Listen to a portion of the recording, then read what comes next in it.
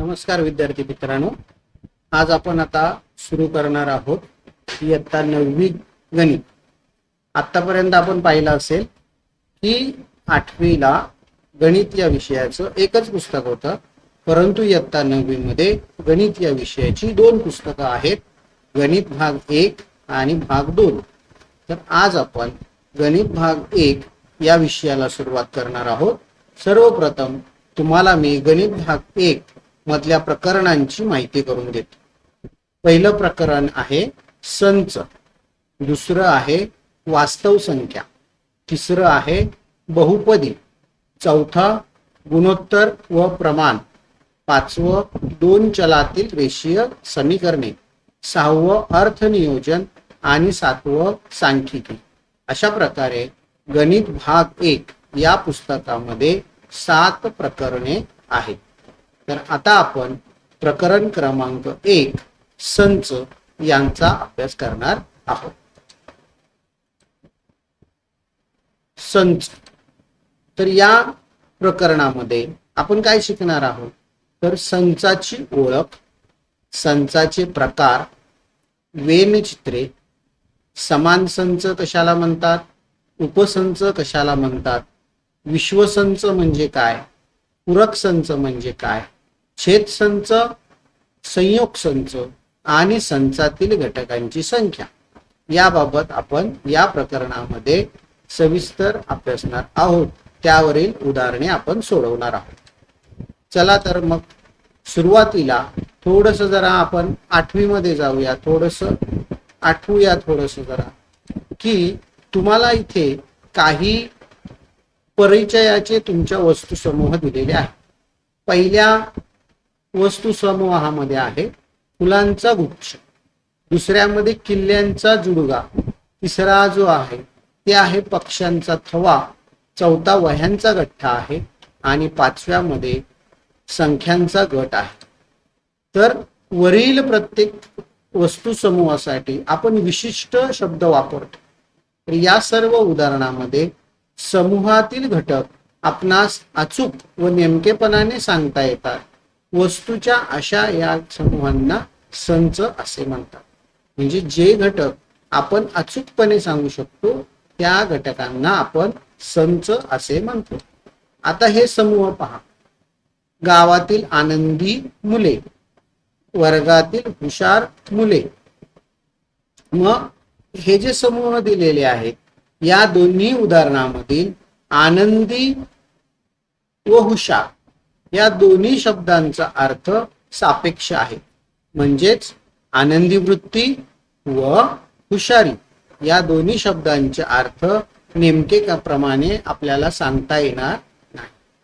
आनंदी वृत्ती जी आहे आणि हुशार मुलं आहेत, कोणत्या विषयामध्ये हुशार आहेत, काय आहेत हे आपल्याला नेमकं सांगता येणार नाही। म्हणून हे जे दोन समूह आहेत यांना संच म्हणता येणार नाही। आता पुढे काही उदाहरणं दिलेली आहेत, ही उदाहरणं आपण पाहूया। यातील कोणत्या समूहांना संच म्हणता येईल ते सांगा बरं। आता ते आपण पाहूया। पहिला आठवड्याचे 7 वार। तर आठवड्याचे 7 वार आपण सांगू शकतो का नाही, तर सांगू शकतो। रविवार, सोमवार, मंगळवार, बुधवार, गुरुवार, शुक्रवार आणि शनिवार। म्हणजे या समूहाला संच म्हणता येईल का, तर होय, संच म्हणता येईल। त्याचप्रमाणे एका वर्षाचे महिने आपण सांगू शकतो निश्चितपणे, म्हणून याला सुद्धा संच म्हणता येईल। वर्गातील शूर मुले, आता पुन्हा बघा, जसं आनंदी वृत्ती आहे तसं शूर हे निश्चितपणे आपल्याला सांगता येणार नाही, म्हणून याला संच म्हणता, समूहाला या संच म्हणता येणार नाही। पहिल्या 10 मोजसंख्या, या मोजसंख्या आपण मोजू शकतो, म्हणून याला सुद्धा संच म्हणू शकतो। महाराष्ट्रातील बळकट गड किल्ले हे आपण निश्चितपणे सांगू शकत नाही, म्हणून याला संच म्हणता येणार नाही।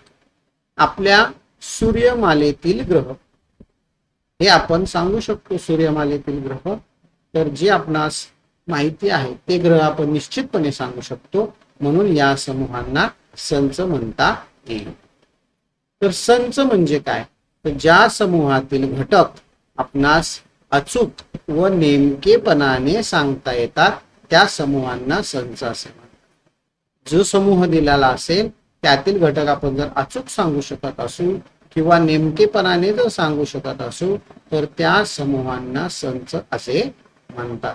पुन्हा एकदा बघा, संच म्हणजे काय, तर ज्या समूहातील घटक अचूक व नेमकेपणाने सांगता येतात त्या समूहांना संच असे म्हणतात. मग हे जे संच आहेत हे संचाला नाव देण्यासाठी, आता संच आहे तर त्या संचाला नाव द्यायचं आहे आपल्याला, तर नाव देण्यासाठी सर्वसाधारणपणे ए बी सी ते झेड पर्यंत यापैकी इंग्रजी वर्णमालेतील पहिल्या लिपीतील अक्षरे वापरतात. पहिल्या लिपीतील म्हणजे कॅपिटल लिपीतील अक्षरे वापरतात. संचाला नाव लिहायचं असेल तर आपण कॅपिटल लिपीतील अक्षरांचा वापर करतो. आणि संचातील घटक आपल्याला जर दाखवायचे असेल तर त्यावेळेला मात्र ही लहान लिपीतील किंवा दुसऱ्या लिपीतील म्हणजे छोट्या लिपीतील अक्षरे वापरली जातात. लक्षात ठेवा, संचाचं नाव नेहमी कॅपिटल अक्षराने लिहितो आणि संचातील घटक आपण स्मॉल अक्षराने लिहितो. तर ए हा संच ए चा घटक आहे हे जर मला लिहायचं असेल तर इथे ए हा ए चा घटक आहे, स्मॉल ए हा घटक आहे आणि कॅपिटल ए हे संचाचं नाव आहे. अशा पद्धतीने आपण लिहितो. ए हा संच ए चा घटक नाही. आता जर एखादा संचाचा घटक नसेल हे दाखवण्यासाठी आपण हे चिन्ह दाखवतो, does not belongs to. A does not belongs to A म्हणजे स्मॉल ए जो दिलेला आहे हा कॅपिटल ए या संचाचा घटक नाही असं लिहितात. आता आपण संख्यांचे संच पाहू. हे तुम्ही 8वीला पण पाहिलेले आहे. पहिला जो समूह आहे तो म्हणजे नैसर्गिक संख्या समूह. याला आपण मोज संख्या सुद्धा म्हणतो. या संख्या ज्या आहेत 1 2 3 4 आणि असे पुढे अशा संख्या ज्या आहेत या आपल्या नैसर्गिक संख्या समूह आहे. दुसरा जो आहे तो म्हणजे पूर्ण संख्यांचा समूह म्हणजे पूर्ण संख्यांचा संच. हा पूर्ण संख्यांचा संच ज्या वेळेला नैसर्गिक संख्या संचामध्ये 0 जोडला जातो तेव्हा पूर्ण संख्यांचा समूह तयार होतो. त्यानंतर एक समूह जो आहे तो म्हणजे पूर्णांक संख्या संच. अगोदर नैसर्गिक संख्या संच 1 2 3 4 आणि असं पुढे, पूर्ण संख्या संच 0 1 2 3 4 आणि असे पुढे. तर पूर्णांक संख्या संच हा पूर्ण संख्या संच आणि नैसर्गिक संख्या यांच्या विरुद्ध संख्या ज्या आहेत त्यापासून पूर्णांक संख्यांचा संच तयार झालेला आहे. पूर्णांक संख्यांच्या मध्यभागी 0 असून त्याच्या उजवीकडे धनपूर्णांक संख्या आणि डावीकडे ऋण पूर्णांक संख्या असतात. त्याचप्रमाणे परिमेय संख्यांचा सुद्धा संच आपणास सांगता येईल. तर ज्या संख्या या परिमेय संख्या आहेत हा सुद्धा परिमेय संख्याचा संच आपण दाखवू शकतो. संच लिहिण्याच्या आता आपण पद्धती पाहणार आहोत. तर संच लिहिण्याच्या 2 पद्धती आहेत. एक आहे यादी पद्धत, दुसरी आहे गुणधर्म पद्धती. संच लिहिण्याच्या पद्धती किती, तर 2 पद्धती आहेत. एक यादी पद्धत, दुसरी गुणधर्म पद्धत. या यादी पद्धतीला इंग्रजीमध्ये लिस्टिंग मेथड किंवा रोस्टर मेथड असे म्हणतात. तर गुणधर्म पद्धतीला रूल मेथड किंवा सेट बिल्डर फॉर्म असं म्हणतात. तर चला तर आता पाहूया यादी पद्धती कशी असते. तर या यादी पद्धतीमध्ये संचांचे सर्व घटक महिरपी कंसात लिहितात. महिरपी कंस काढतात त्यामध्ये संचांचे सर्व घटक हे महिरपी कंसामध्ये लिहितात. तर गुणधर्म पद्धतीमध्ये त्या घटकांची यादी न करता त्या संचाचा सर्वसाधारण घटक चलाने दर्शवला जातो व पुढे उभी रेघ काढतात. मग या ठिकाणी यादी पद्धतीमध्ये पुन्हा प्रत्येक घटक वेगळा दाखवण्यासाठी लगतच्या घटकामध्ये स्वल्पविराम देतात. तर गुणधर्म पद्धतीमध्ये उभ्या रेघेपुढे त्या चलाचा गुणधर्म लिहितात. यादी पद्धतीमध्ये यामध्ये घटकांचा क्रम महत्वाचा नसतो.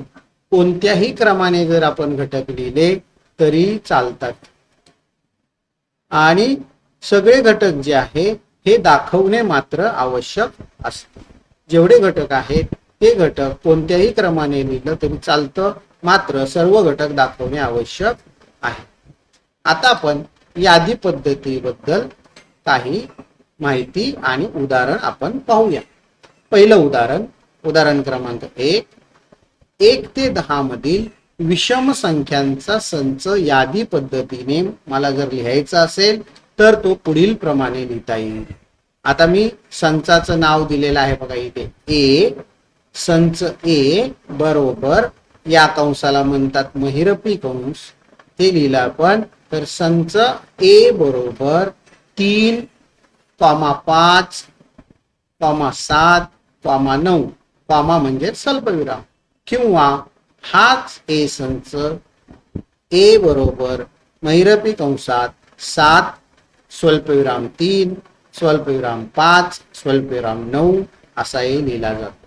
या दोघांमध्ये काय फरक आहे तर यामध्ये संख्यांचा क्रम जो आहे हा बदललेला आहे. तो कोणत्याही क्रमाने संख्या लिहिल्या त्या संचातील घटक लिहिले तरी चालतात. दुसरं उदाहरण बघूया. जसे रिमेंबर या शब्दातील अक्षरांचा संच. रिमेंबर या शब्दामध्ये कोणती अक्षर आहेत तर R, E, M, E, M, B, E, R. तर हे जर आपण बघितलं तर याच्यामध्ये आर हे अक्षर डबल आलेलं आहे, ई अक्षर पुन्हा आलेले आहेत, एम अक्षर सुद्धा 2 वेळाला आलेलं आहे.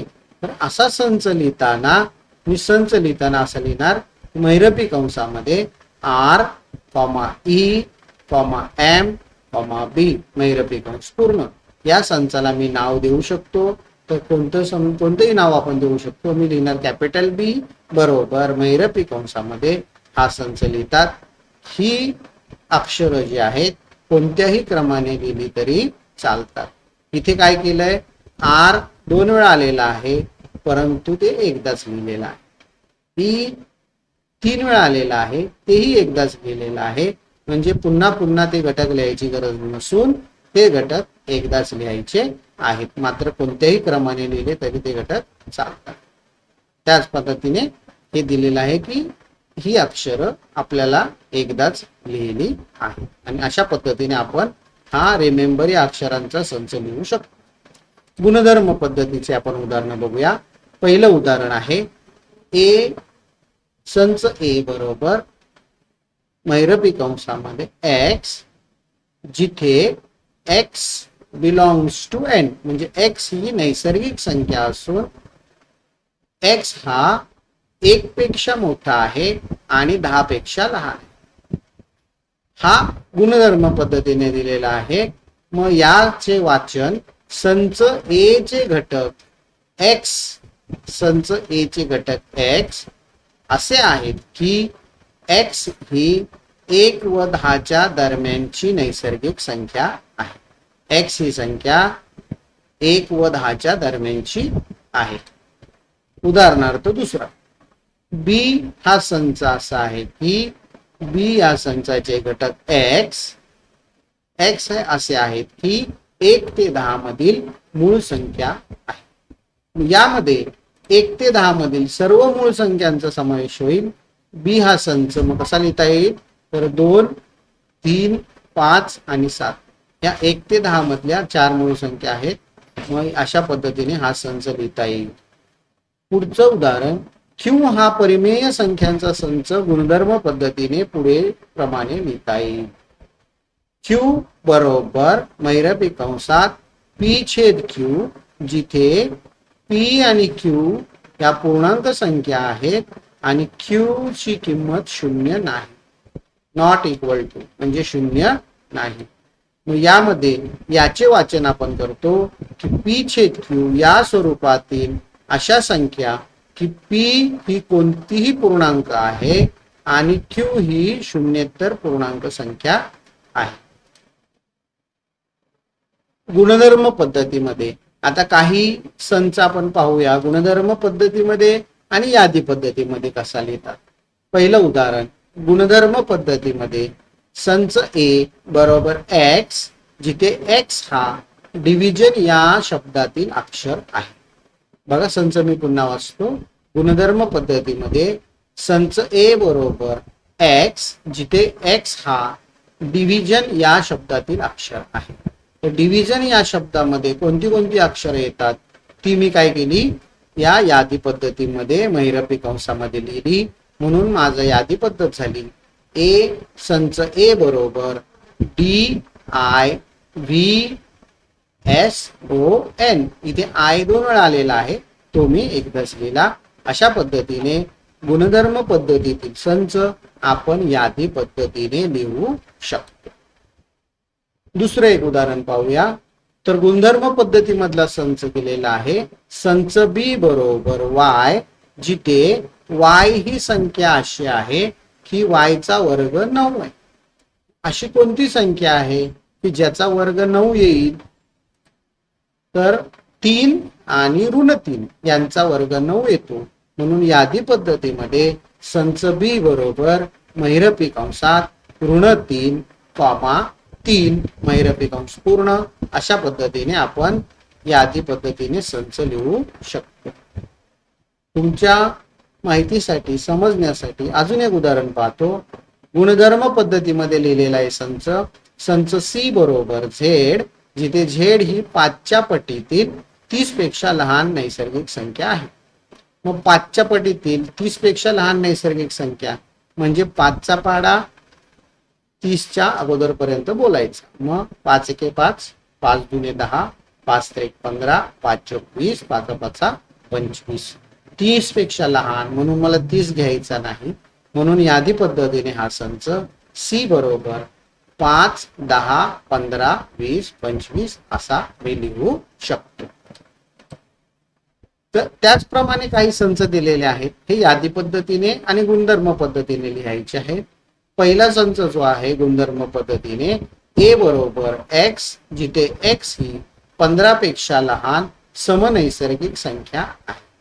15 पेक्षा लहान असणाऱ्या मी समनैसर्गिक संख्या शोधणार आणि यादी पद्धतीने मी लिहिणार ए बरोबर महिरपी कंसात 15 पेक्षा लहान समनैसर्गिक संख्या 2, 4, 6, 8, 10, 12 आणि 14. आणि या प्रत्येकाच्या मध्ये स्वल्पविराम देणार, महिरपी कंस पूर्ण करणार. अशा पद्धतीने हा संच मी यादी पद्धतीने लिहू शकतो. बी हा संच जो आहे संच बी बरोबर एक्स, जिथे एक्स ही 1 ते 20 मधील पूर्ण वर्ग संख्या आहे. मग 1 ते 20 मधील पूर्ण वर्ग संख्या मला शोधाव्या लागतील आणि त्या शोधून मी लिहिणार बी बरोबर महिरपी कंसामध्ये 1 ते 20 मधील पूर्ण संख्या कोणत्या, तर 1 चा वर्ग 1, 2 चा वर्ग 4, 3 चा वर्ग 9 आणि 4 चा वर्ग 16. 1, 4, 9 आणि 16 असे मी महिरपी कंसात लिहून हा संच बी लिहू शकतो. संच सी बरोबर आता यादी पद्धतीने दिलेला आहे AEIOU. तुम्हाला माहित आहे ही व्यंजन आहे. मग त्या पद्धतीने सी बरोबर एक्स, जिथे एक्स ही व्यंजने आहेत, असा आपण गुणधर्म लिहू शकतो. त्याचप्रमाणे डी बरोबर वाय, जिथे वाय हा इंद्रधनुष्यातील रंग आहे, या पद्धतीने या ठिकाणी मी डी बरोबर महिरपी कंसात इंद्रधनुष्यातील रंगांची यादी लिहिणार. सगळ्यांच्या मध्ये कॉमा देऊन तो वेगळा करणार, महिरपी कंस पूर्ण करणार.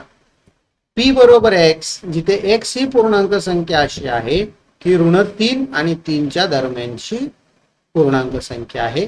मी ऋण 3 आणि 3च्या दरम्यानची पूर्णांक संख्या कोणती आहे ती असेल, तर या ठिकाणी मी पी या संचामध्ये लिहिणार. आणि शेवटचा एम बरोबर 1, 8, 27, 64, 125. आपण जर इथे बघितलं 1 चा घन 1 येतो, 2 चा घन 8, 3 चा 27, 4 चा 64 आणि 5 चा 125. म्हणजे हे घन घेतलेले आहे आणि धन पूर्णांक संख्यांचे घन घेतलेले आहेत. अशा पद्धतीने यादी पद्धत, गुणधर्म पद्धतीने आपण संच लिहू शकतो. आता सराव संच 1.1 पाहूया. मग या सराव संचामध्ये आपल्याला खालील हे संच लिहायचे आहेत. तर समनैसर्गिक संख्यांचा संच, हे संच दिलेले आहेत. हे आपल्याला यादी पद्धतीने लिहायचे आहेत. समनैसर्गिक संख्यांचा संच, समनैसर्गिक संख्या 2, 4, 6, 8 आणि असे पुढे. मग मी इथे लिहू शकतो. मी लिहिताना असंही लिहिणार, ए संच ए बरोबर महिरपी कंसात 2, 4, 6, 8 आणि असे पुढे. दुसरं उदाहरण, 1 ते 50 मधील सममूळ संख्यांचा संच. त्याच्यासाठी मी 1 ते 50 मधील सममूळ संख्या शोधणार आणि फक्त 2 ही एकच सममूळ संख्या आहे, म्हणून दुसरा संच मी या पद्धतीने लिहू शकतो. या संचाला मी कोणतेही नाव देऊ शकतो. आपण इथे कोणतेही नाव देऊ शकतो, म्हणून मी इथे नाव दिलेलं नाही. इथे संच सी बरोबर 2 लिहा चालेल. संच डी बरोबर महिरपी कंसात 2 लिहा तरी चालेल. ए पासून झेड पर्यंत कोणतेही अक्षर तुम्ही वापरू शकता. तिसरं उदाहरण, सर्व ऋण पूर्णांकांचा संच. ऋण पूर्णांक संख्या कोणत्या आहेत? तर या ऋण पूर्णांक संख्या ऋण 1, ऋण 2, ऋण 3, ऋण 4 आणि असे पुढे ह्या ऋण पूर्णांक संख्या आहेत. तर इथे सुद्धा संचाचं नाव मी काहीही लिहू शकतो. संच पी बरोबर महिरपी कंसात ऋण 1, ऋण 2, ऋण 3 आणि असं पुढे हे आपण घेऊ शकतो.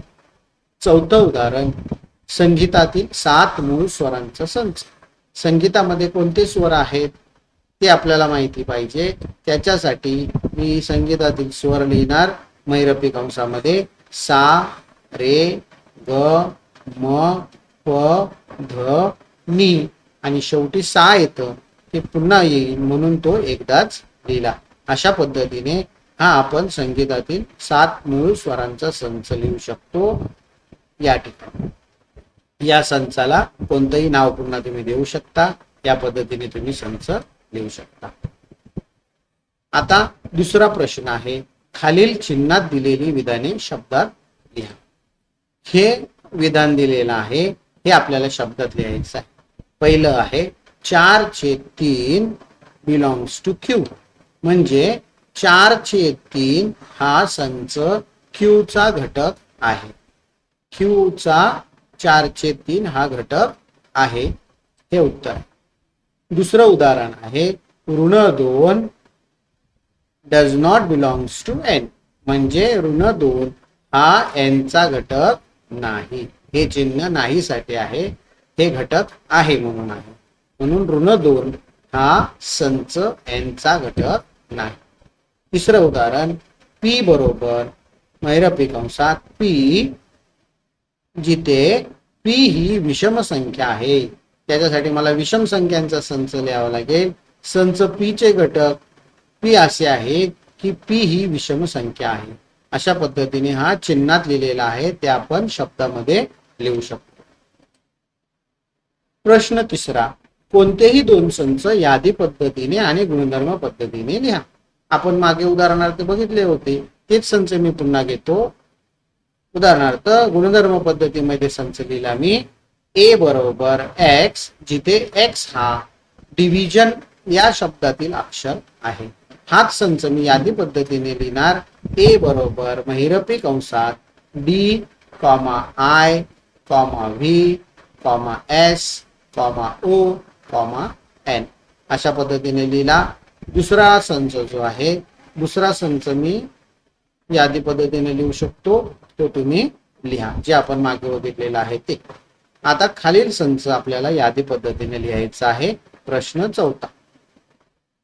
चौथ्यातला पहिला जो आहे, भारतीय सौर वर्षातील सर्व महिन्यांचा संच. भारतीय सौर वर्षामध्ये जे महिने आहेत त्यांचा संच मला महिरपी कंसात लिहावा लागेल. मग याच्यासाठी मी लिहिलं, संचाचं नाव इथे दाखवलेलं आहे. संच ए बरोबर महिरपी कंसात सौर वर्षातील महिने मी लिहिले चैत्र, वैशाख, ज्येष्ठ, आषाढ, श्रावण, भाद्रपद, अश्विन, कार्तिक अग्रयण, पौष, माघ आणि फाल्गुन. तर अशा पद्धतीने हे मी सर्व महिन्यांचा संच लिहिला. दुसरं उदाहरण, कॉम्प्लिमेंट,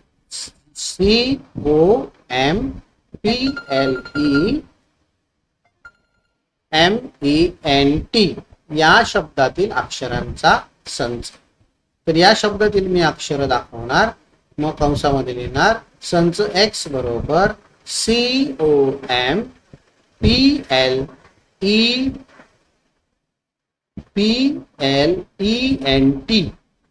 मग याच्यामध्ये जे डबल अक्षर आलेलं आहे ई ते एकदाच मी लिहिलेलं आहे. अशा पद्धतीने हा संच मी लिहू शकतो. तिसरं उदाहरण, मानवाच्या सर्व ज्ञानेंद्रियांचा संच.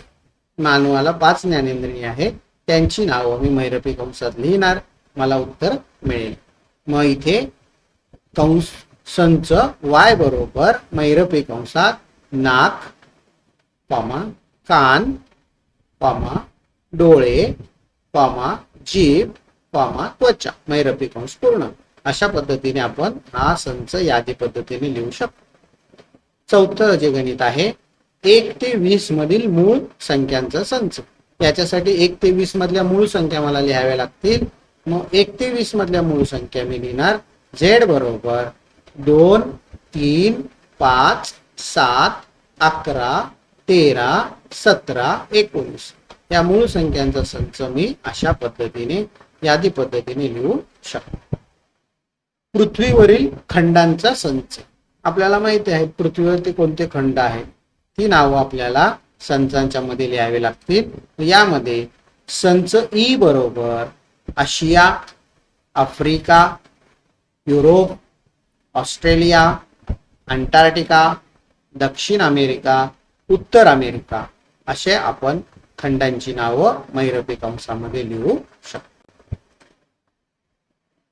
प्रश्न 5वा, खालील संच गुणधर्म पद्धतीने लिहा. पहिला प्रश्न आहे त्याच्यातला, संच ए बरोबर 1, 4, 9, 16, 25, 36, 49, 64, 81, 100.